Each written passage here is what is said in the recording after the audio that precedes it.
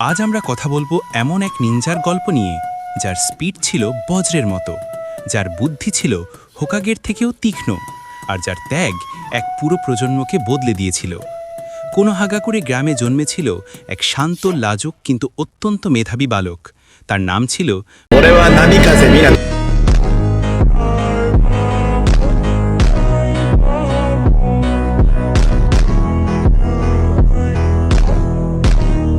Minato নামিকাজে।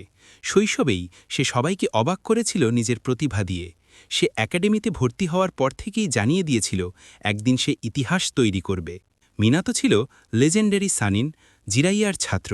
জিরাইয়া একবার বলেছিলেন এই ছেলেটা একদিন দুনিয়া বদলে দেবে।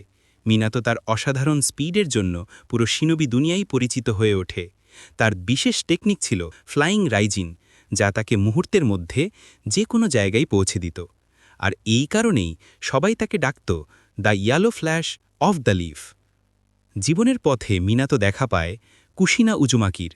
দুজনের প্রেম ছিল গভীর, সত্যিকারের। পরে তারা বিয়ে করে এবং জন্ম নেয় তাদের সন্তান নারুতো উজুমাকি। মিনাতো স্বপ্ন দেখত তার ছেলে একদিন পুরো দুনিয়াকে হাসি উপহার দেবে। কিন্তু ভাগ্য তখনও পরীক্ষায় রেখেছিল তাকে। যখন নারুতো জন্ম নেয় তখন লিভ ভিলেজে আক্রমণ করে কুরামা, নাইনটেলস ফক্স। মিনাতো বুঝতে পারে এর পেছনে আছে মুখোশধারী এক রহস্যময় মানুষ, যিনি পরে জানা যায় অভিত উজিহা। গ্রামকে বাঁচাতে মিনাতো নিজের জীবন বাজি রাখে। সে কুরামার অর্ধেক শক্তি নিজের মধ্যে আর অর্ধেক নারুতোর মধ্যে সিল করে দেয়।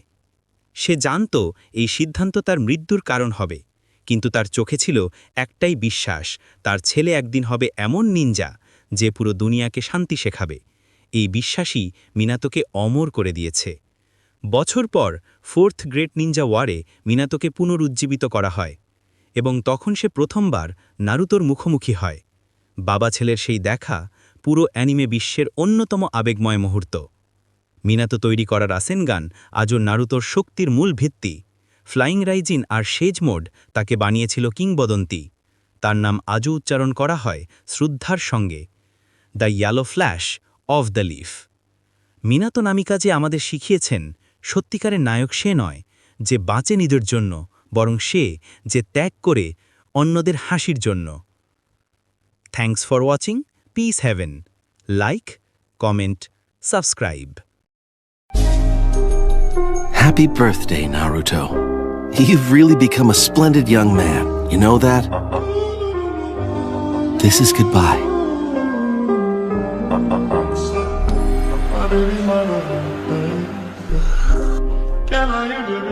Tell her not to worry.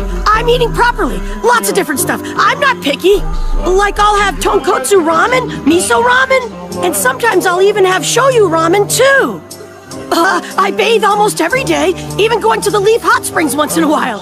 Although everyone tells me that my baths are only lightning quick dips. I've managed to make a whole lot of friends, and they're all really good guys, and I had more confidence than anyone else.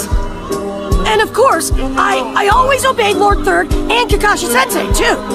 I'm kind of, tell Mom, when you see her over there, that she doesn't have to worry about me even a bit.